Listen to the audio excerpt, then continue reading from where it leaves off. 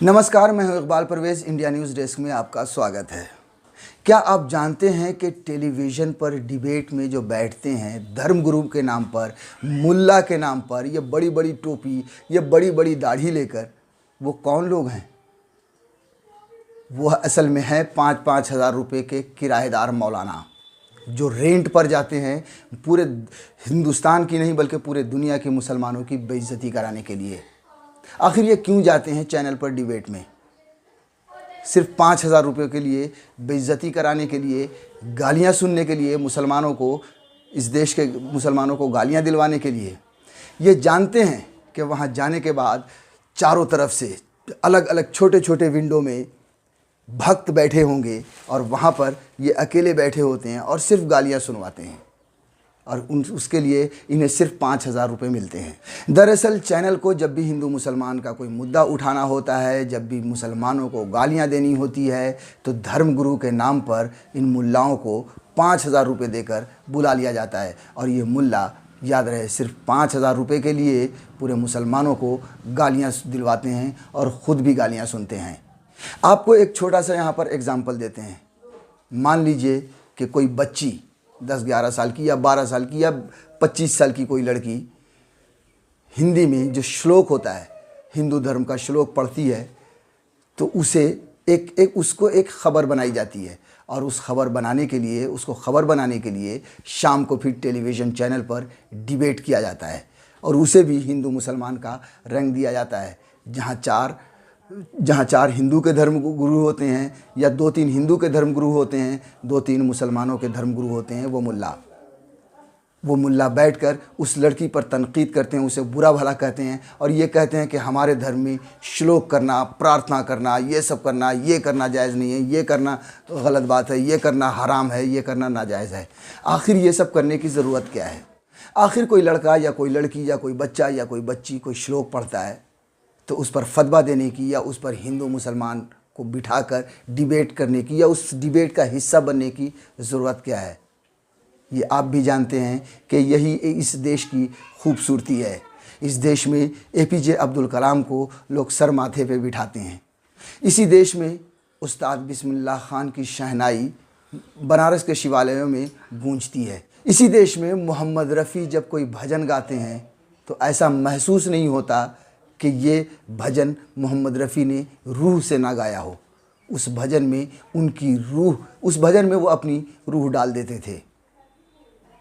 अभी पालघर में जो हुआ, जो भीड़ द्वारा हत्या हुई, उस हत्या में दाढ़ी वालों को, टोपी वालों को वहाँ जाने की ज़रूरत क्या थी? क्या ज़रूरत था कि उस जो चैनल वाले हिंदू और मुसलमान में का नाम देने जा रहे थे, उस भीड़ द्वारा हत्या को भी हिंदू मुसलमान का मुद्दा बना रहे थे, उस भीड़ में टीवी चैनल के डिबेट में क्या ज़रूरत पड़ी थी? क्यों जाने की ज़रूरत पड़ी थी?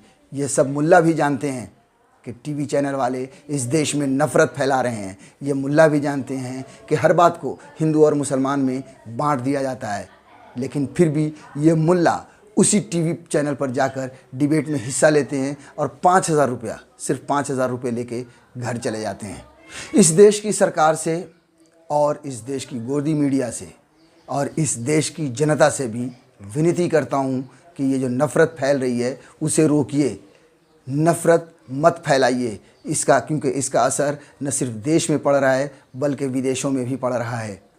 इस देश में आज का युवा दंगाई बन रहा है। ये गोदी मीडिया दंगाई बना रही है। सरकार से अनुरोध है कि इस गोदी मीडिया को रोका जाए, नहीं तो आने वाला समय बहुत ही बुरा होगा इस देश का। विदेशों में भी इस देश की नाक कट रही है। आप देख रहे हैं कि इसकी लहर आँच गल्फ़ कंट्री तक पहुँच चुकी है। वहाँ पर भी जो नफ़रत फैलाने वाले लोग हैं वो अनाप शनाप ट्वीट कर रहे हैं, मुसलमानों को बुरा भला कह रहे हैं और वहाँ की सरकार भी अब हरकत में आ चुकी है। UAE की सरकारें भी हरकत में आ चुकी हैं। वो लोग जो वहाँ जाते हैं, कमाते हैं, अपने परिवार का पेट पालते हैं, अब वो भी नफ़रत की बातें करने लगे हैं ट्विटर पर और सरकार को हरकत में आने के बाद उनकी भी नौकरी ख़तरे में पड़ चुकी है। अगर वो सब भारत लौटा दिए गए तो क्या होगा? वैसे ही प्रधानमंत्री जी, आपने जो रोज़गार के वादे किए थे वो सब कुछ ख़त्म हो चुके हैं। कोरोना तो अब शायद बहाना बन जाए भविष्य में, लेकिन पहले ही रोज़गार का क्या हश्र है ये पूरा देश जान रहा है। अगर वो सारे भी बेरोज़गार होकर देश वापस आएंगे तो क्या होगा। इसलिए आप सबसे, चाहे वो सरकार हो, चाहे वो मीडिया हो, चाहे वो आम जनता हो, नफ़रत मत फैलाइए, नफ़रत मत बांटिए।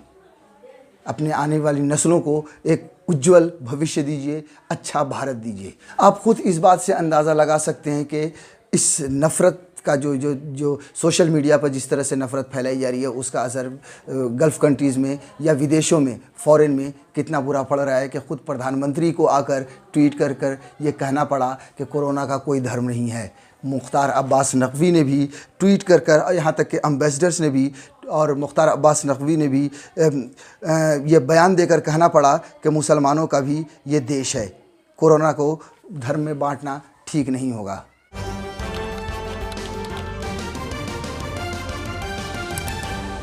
आपकी आवाज़